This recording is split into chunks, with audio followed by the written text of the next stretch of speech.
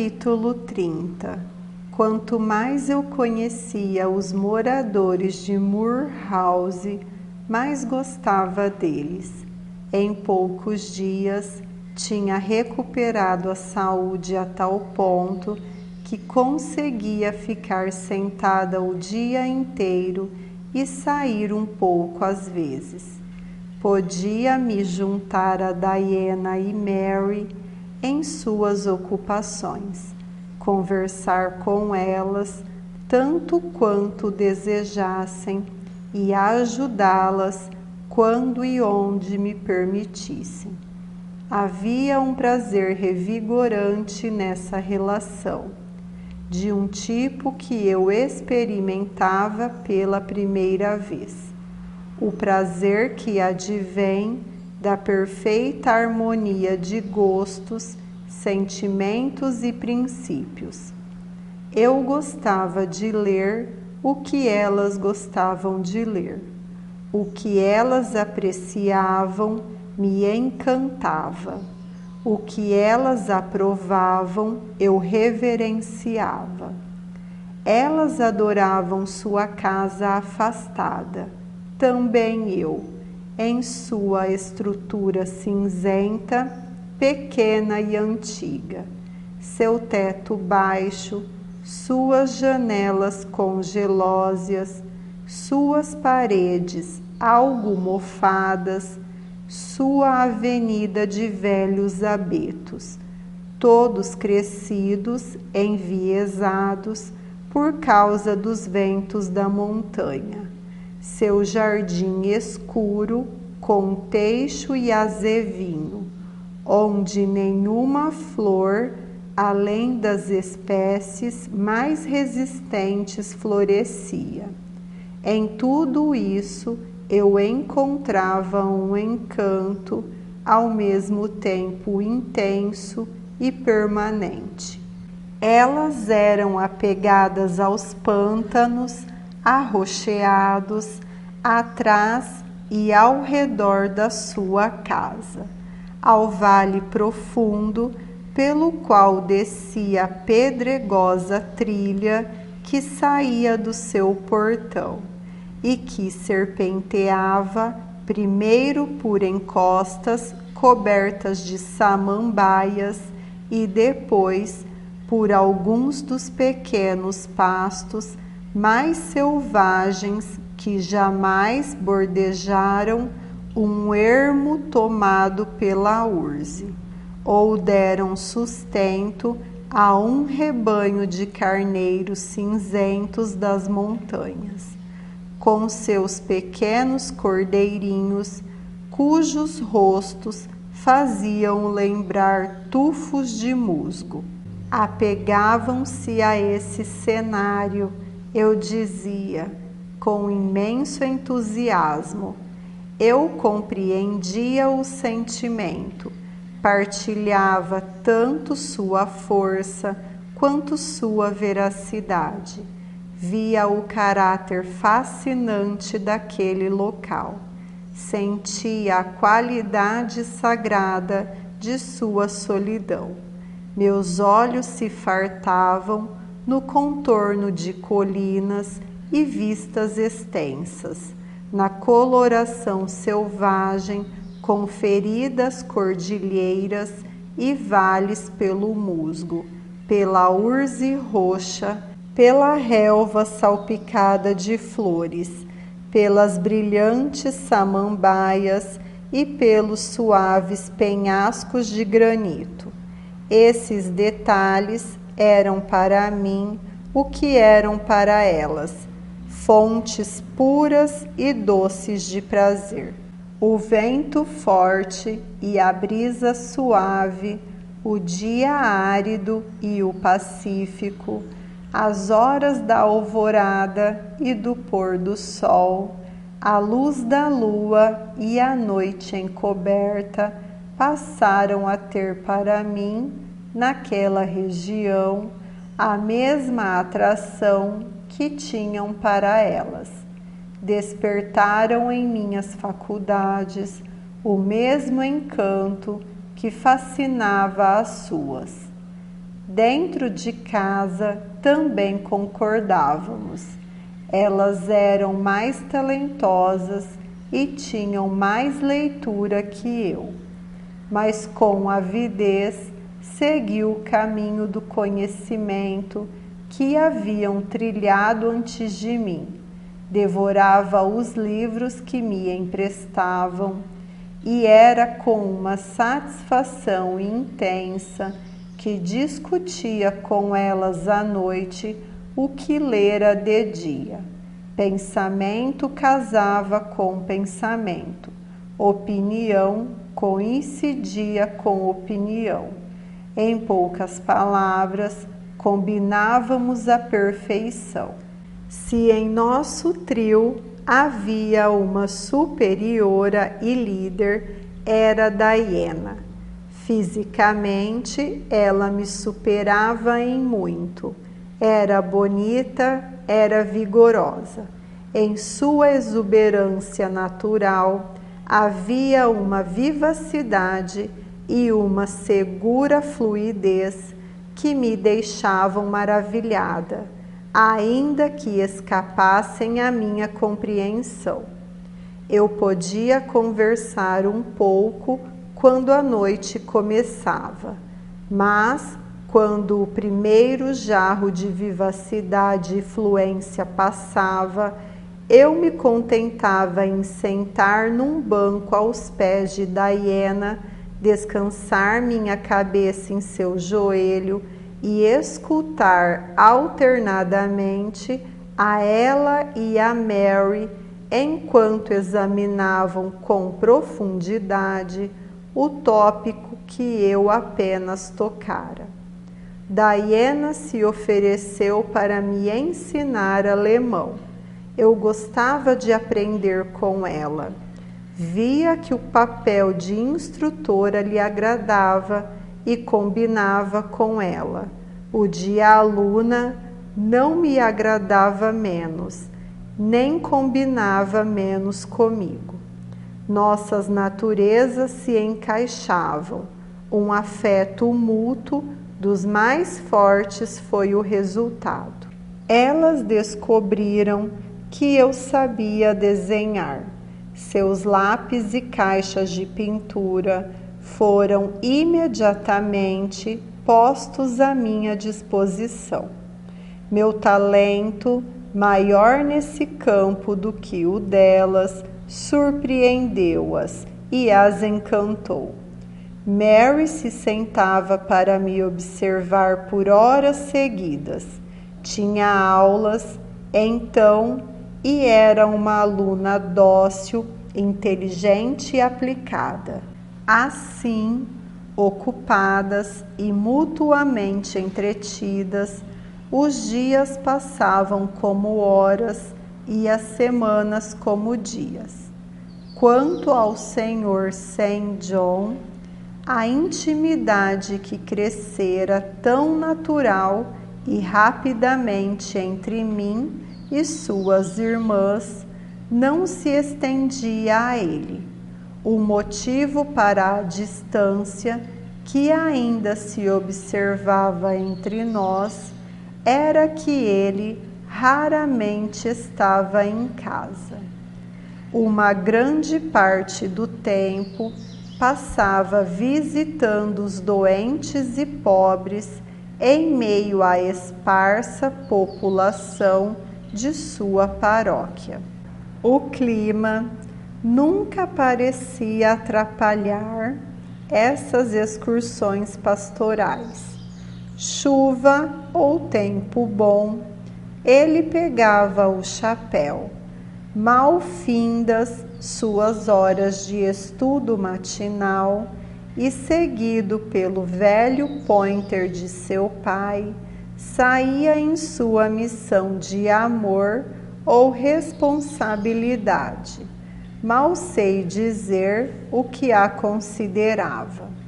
Às vezes, quando o dia estava muito desfavorável, as irmãs protestavam. Ele então dizia com um sorriso peculiar, mais solene do que alegre: E se eu deixar uma rajada de vento ou uma gota de chuva me desviar dessas tarefas simples, que preparação essa preguiça seria para o futuro que me proponho? A resposta geral de Diana e Mary a essa pergunta era um suspiro e alguns minutos de reflexão aparentemente pesarosa. Mas, apesar das suas ausências habituais, havia outra barreira à amizade com ele. Parecia ter uma natureza reservada, absorta e mesmo excessivamente meditativa. Zeloso em suas tarefas ministeriais, irrepreensível em sua vida e em seus costumes, ele não parecia desfrutar daquela serenidade mental, daquele contentamento interno que devia ser a recompensa de todo cristão sincero e filantropo prático. Com frequência, à noite, quando se sentava junto à janela, a escrivaninha diante dele parava de ler ou de escrever. Descansava o queixo na mão e se entregava, não sei que curso de raciocínio, mas que era perturbado e agitado. Podia-se ver pelos constantes lampejos e dilatações de seus olhos. Acho, além disso, que a natureza não era para ele aquele tesouro de encantamento que era para suas irmãs. Ele expressou uma vez, e que eu tenha escutado somente uma vez, uma intensa consciência do encanto rústico das colinas e uma afeição inata pelo teto escuro e as paredes antigas que chamava de lar. Mas havia mais melancolia que prazer no tom e nas palavras com que o sentimento se manifestou. E ele nunca parecia caminhar pela charneca em busca do seu silêncio apaziguador. Nunca procurava ou mencionava os 1000 encantos pacíficos que podia proporcionar. Como não era comunicativo, algum tempo se passou antes que eu tivesse oportunidade de entender sua mente. Captei pela primeira vez uma ideia do seu calibre quando o ouvi pregar em sua própria igreja, em Mortem. Gostaria de poder descrever aquele sermão, mas isso está além do meu poder. Não consigo nem mesmo transmitir com fidelidade o efeito que produziu em mim. Começou com calma e, na verdade, com relação à maneira de falar e ao tom de voz, foi calmo até o fim. Um fervor honesto, mas estritamente contido, logo começou a transpirar na expressão cambiante e incitou a linguagem vigorosa. Ganhou força, comprimido, condensado, controlado. O coração se emocionava, a mente assombrada com a força do pregador, nenhum dos dois amansou. Em todo o sermão, havia um estranho amargor, uma ausência de gentileza consoladora, alusões sérias às doutrinas calvinistas, eleição, predestinação, reprovação eram frequentes, e cada referência a esses pontos soava como uma sentença de condenação.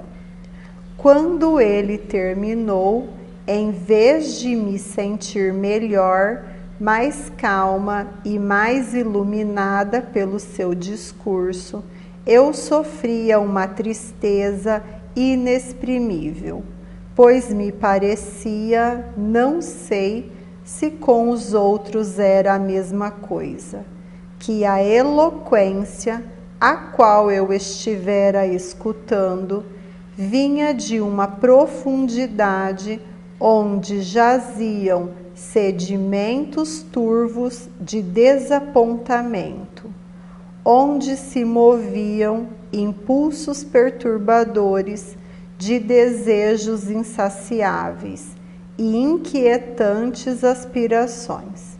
Eu tinha a certeza de que sem John Wilvers, mesmo com sua vida pura e sendo consciencioso e zeloso como era, ainda não encontrara aquela paz de Deus que perpassa todo o entendimento.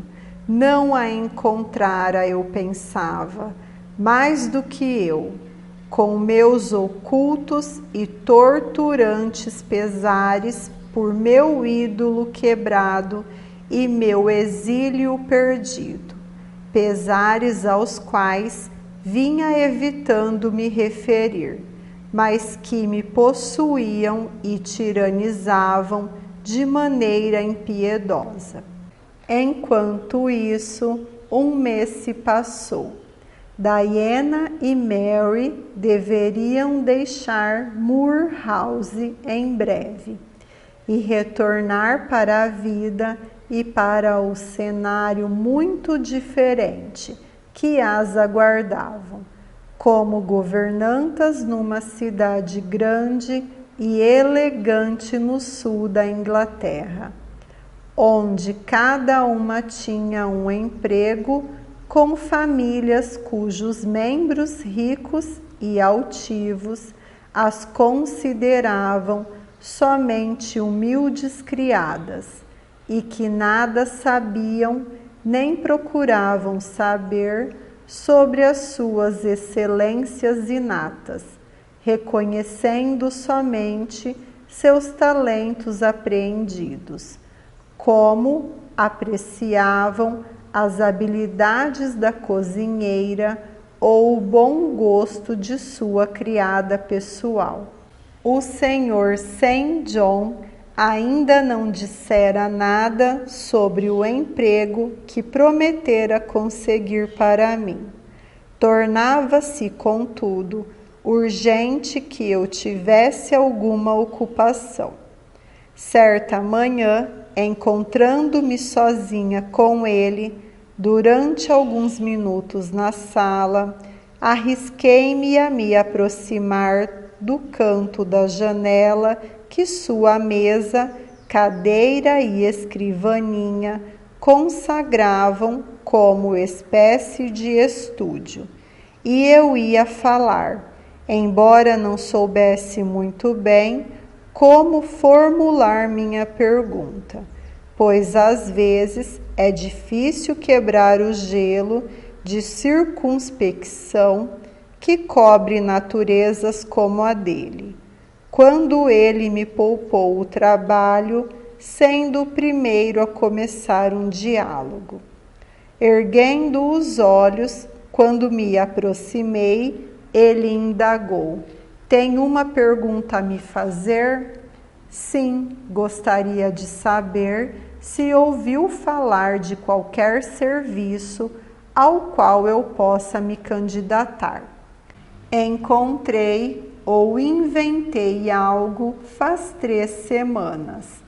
Mas como parecia tanto útil quanto feliz aqui, e como minhas irmãs evidentemente se apegaram à senhorita, e sua companhia lhes dava um prazer incomum, achei que seria inconveniente interromper o conforto mútuo até que se aproximasse a data da partida delas de March End, tornando a sua necessária. E elas vão embora daqui a 3 dias, eu disse. Sim, e quando forem, hei de regressar ao meu presbitério em Mortem. Hannah vai me acompanhar e esta velha casa será fechada. Esperei alguns instantes, aguardando que ele prosseguisse, mas ele parecia ter enveredado por uma outra linha de pensamento. Seu olhar denotava distração de mim e do assunto que me dizia a respeito. Fui obrigada a chamá-lo de volta ao tema que era, por necessidade, de ansioso interesse para mim. Qual o emprego que tinha em vista, Sr. Weavers? Espero que esse atraso não tenha aumentado a dificuldade de garanti-lo. Ah, não, já que se trata de um emprego que cabe a mim oferecer e a senhorita aceitar. Ele fez outra pausa. Parecia haver uma relutância em continuar. Fui ficando impaciente. Um movimento inquieto, ou 2, e um olhar ansioso e exigente cravado em seu rosto transmitiram-lhe o sentimento de modo tão efetivo quanto as palavras poderiam ter feito, e com menos esforço. Não precisa ter pressa em escutar, ele falou. Vou lhe dizer com franqueza, nada tenho de aceitável ou lucrativo para sugerir. Antes que lhe explique, lembre-se, por favor, da observação feita antes, de que se eu a ajudo, é como o cego ajudaria o coxo. Sou pobre, pois imagino que ao pagar as dívidas de meu pai, todo o patrimônio restante será esta granja em vias de desmoronar, a fileira de abetos atrás dela e a faixa de solo pantanoso com os teixos e arbustos de azeviche na frente. Sou obscuro. Weavers é um nome antigo, mas dos únicos 3 descendentes da raça, 2 ganham a vida como criadas entre estranhos e o terceiro se considera estrangeiro em sua terra natal. Não apenas pelo resto da vida, mas mesmo na morte. Sim, e se considera e é obrigado a se considerar, honrado por esse destino, e só aspira ao dia em que a cruz da separação dos elos carnais será colocada em seus ombros, e quando o chefe daquela igreja militante, da qual é um dos membros mais humildes, dará a ordem: levante-se e me siga. Saint John disse essas palavras como pronunciava seus sermões, com uma voz calma e profunda, o rosto sem nenhum rubor e um olhar radiante, continuou: e já que sou pobre e obscuro, só o que posso oferecer é um serviço de pobreza e obscuridade. A senhorita talvez até o considere degradante, pois vejo agora que seus hábitos têm sido os que o mundo chama de refinados. Seus gostos tendem ao ideal, e esteve em companhia de pessoas educadas, mas não considero degradante nenhum serviço que aprimore a nossa raça. Julgo que quando mais árido e inculto o solo cuja lavoura é designada ao trabalhador cristão, e quanto menos recompensas esse trabalho traz, maior a honra. Sob tais circunstâncias, é o destino do pioneiro. E os primeiros pioneiros do Evangelho eram os apóstolos. Seu capitão era o próprio Jesus, o Redentor. Bem, eu disse quando ele fez uma nova pausa. Prossiga. Ele olhou para mim antes de continuar. Parecia, na verdade, ler com toda a calma o meu rosto, como se meus traços e linhas fossem letras numa página. As conclusões que tirou deste escrutínio, ele expressou parcialmente nas observações seguintes. Acredito que vá aceitar o posto que ofereço, disse ele, e mantê-lo por algum tempo, não permanentemente, contudo, não mais do que eu poderia manter permanentemente algo medíocre e mediocrizante. Algum tranquilo e escondido posto de funcionário público, pois em sua natureza há uma liga contrária ao repouso, assim como na minha, embora de um tipo distinto. Explique, por favor, insisti, quando ele mais uma vez se deteve. Vou explicar e há de ouvir agora como a minha proposta é miserável, como é trivial e insignificante. Não vou ficar por muito tempo em Mortem, agora que meu pai morreu e sou senhor do meu próprio destino. Vou ir embora, provavelmente no espaço de 12 meses.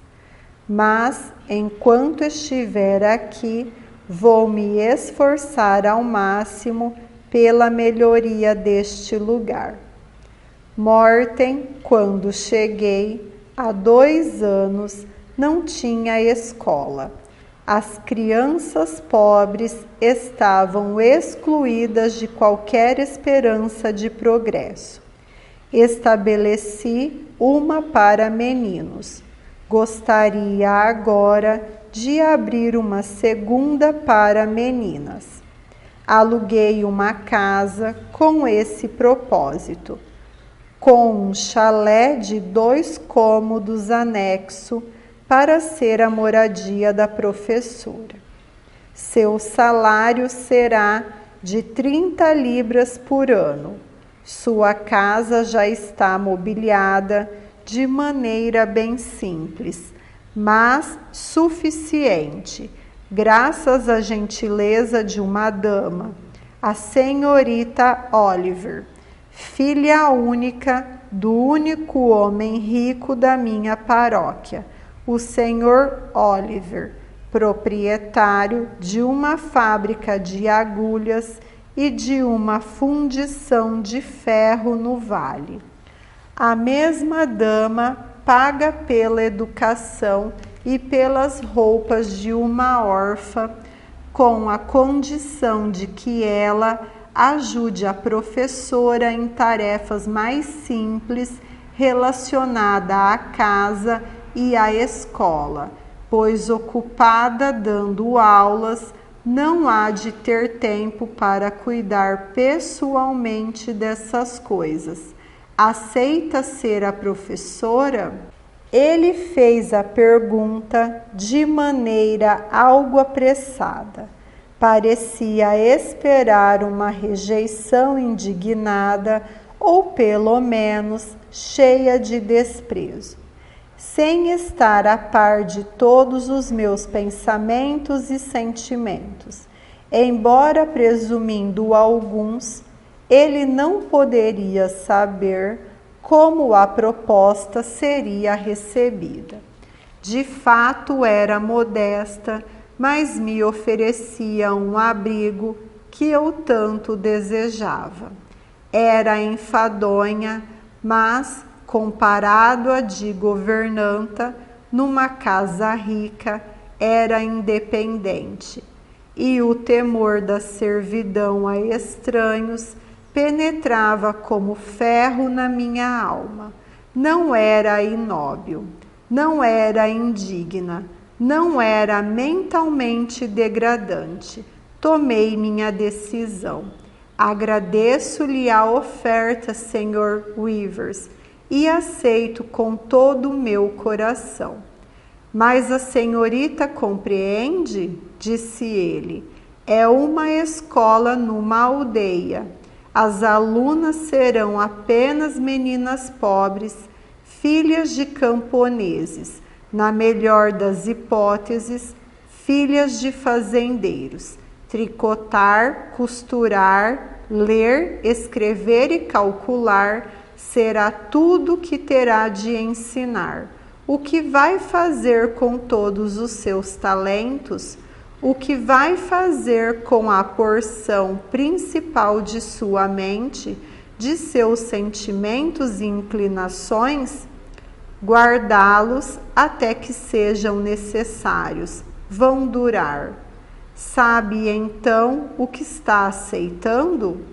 Sim, ele então sorriu. Não era um sorriso amargo ou triste, mas sim um bastante satisfeito e profundamente grato.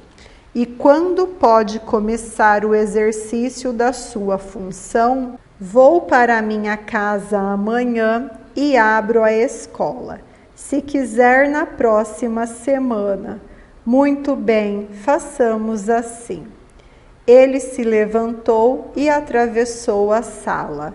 Parando, voltou a olhar para mim, sacudiu a cabeça. O que desaprova, Sr. Weavers? Perguntei. A senhorita não vai ficar em Mortem por muito tempo. Não, não. Por quê? Qual sua razão para dizer isso? Posso ver em seus olhos. Não são do tipo que prometem manter um fluxo pacato na vida. Não sou ambiciosa. Ele se sobressaltou diante da palavra ambiciosa. Repetiu: não. O que a fez pensar em ambição? Quem é ambicioso? Sei que eu sou, mas como descobriu? Eu estava me referindo a mim. Bem, se não é ambiciosa, a senhorita é. Ele se interrompeu. O quê? Eu ia dizer apaixonada, mas talvez interpretasse mal a palavra e ficasse aborrecida. Quero dizer que os afetos e interesses humanos são muito fortes em sua natureza. Tenho certeza de que não se contentará por um longo período em passar seu tempo livre na solidão e devotar suas horas de trabalho a uma tarefa monótona e inteiramente desprovida de estímulo. Não mais do que eu poderia me contentar, ele acrescentou com ênfase, em viver aqui, afundado num pântano, fechado entre montanhas, minha natureza, dada por Deus, contrariada, minha faculdade, presenteada pelo céu, paralisada, inutilizada. Vê agora como eu me contradigo? Eu que prego a satisfação com um destino simples e justifico a vocação até mesmo de lenhadores e cavadores de poços a serviço de Deus. Eu sou ministro ordenado, quase deliro em minha inquietude.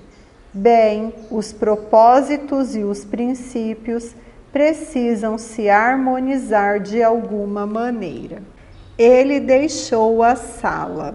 Naquela breve hora, eu compreendera mais sobre ele do que em todo o mês anterior. Ainda assim, ele continuava me intrigando. Diana e Mary Rivers ficaram mais tristes e silenciosas conforme se aproximava o dia de deixar seu irmão e sua casa. Tentavam aparentar seu estado de espírito habitual, mas o pesar contra o qual tinham que lutar não podia ser inteiramente dominado ou ocultado. Diana sugeriu que seria uma partida diferente de qualquer uma que já tivessem vivido. Provavelmente seria, no que dizia a respeito a St. John, uma partida por anos. Poderia ser para o resto da vida. Ele há de sacrificar tudo em nome de decisões tomadas faz muito tempo, disse ela, tanto por afetos naturais quanto por sentimentos ainda mais poderosos. St. John parece sossegado, Jane, mas esconde uma febre em suas entranhas. Você haveria de supor que é uma pessoa mansa, mas em certos aspectos é inexorável como a morte. E o pior de tudo é que minha consciência mal me permite dissuadi-lo de sua dura decisão. Certamente não posso nem por um único momento culpá-lo por ela. É correta, é nobre, é cristã, mas corta o meu coração. E lágrimas encheram os seus belos olhos. Mary tinha a cabeça curvada sobre a costura. Agora não temos mais pai. Logo estaremos sem casa e sem irmão, murmurou. Naquele momento, ocorreu um pequeno incidente que parecia criado pelo destino com o propósito de demonstrar a veracidade do dito. Uma desgraça nunca vem só, e acrescentar aos infortúnios o incômodo de não se poder contar com os ovos dentro da galinha. St. John passou diante da janela lendo uma carta. Entrou. Nosso tio John morreu, disse ele. As duas irmãs pareceram sobressaltadas, não abaladas ou consternadas. A notícia parecia aos seus olhos mais grave do que aflitiva. Morreu? Repetiu Diana. Sim. Ela fixou um olhar penetrante no rosto do irmão. E então, indagou ela, numa voz baixa. E então o que, Dai? Ele respondeu, mantendo uma imobilidade marmórea no rosto. E então o que? Ora, nada, leia. Ele jogou a carta em seu colo. Ela passou os olhos e entregou a Mary. Mary leu e então devolveu ao irmão. Os três se entreolharam e os três sorriram. Um sorriso bastante sombrio e pensativo. Amém, ainda temos como viver, disse Diana por fim. Seja como for, não torna nossa situação pior do que antes, observou Mary. Apenas impõe à mente, com grande intensidade, a imagem do que poderia ter sido, disse o Sr. Weavers, e o contraste é um pouco intenso demais com o que é. Ele dobrou a carta, trancou-a na escrivaninha e saiu outra vez. Durante alguns minutos, ninguém falou. Diana então se virou para mim. Jane, você deve estar espantada conosco e com os nossos mistérios, disse ela, e deve nos considerar gente sem coração por não estarmos mais comovidos com a morte de um parente tão próximo quanto um tio, mas nunca chegamos a vê-lo ou conhecê-lo. Era o irmão da minha mãe. Meu pai e ele brigaram faz muito tempo. Foi seguindo um conselho dele que meu pai arriscou a maior parte de sua propriedade na especulação que o arruinou. Entre os dois, houve recriminação mútua, romperam com raiva e nunca se reconciliaram. Depois disso, o meu tio se dedicou à empresa mais próspera. Parece que acabou juntando uma fortuna de 20.000 libras. Nunca se casou e não tinha outros parentes além de nós e de uma outra pessoa, não mais próxima do que nós. Meu pai sempre acalentou a ideia de que ele iria reparar seu erro deixando-nos suas posses.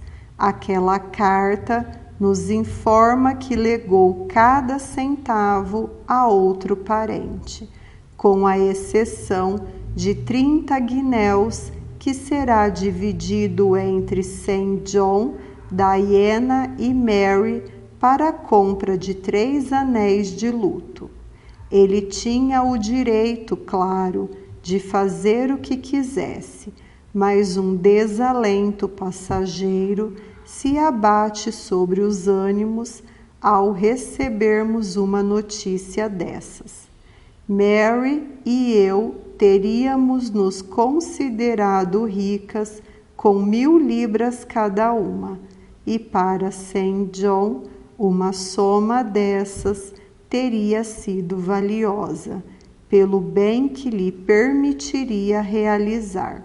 Dada a explicação, o assunto foi deixado de lado e nenhuma referência a mais foi feita pelo Sr. Weavers ou por suas irmãs.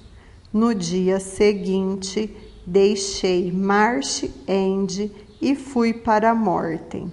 No outro dia, Diana e Mary partiram para a distante B.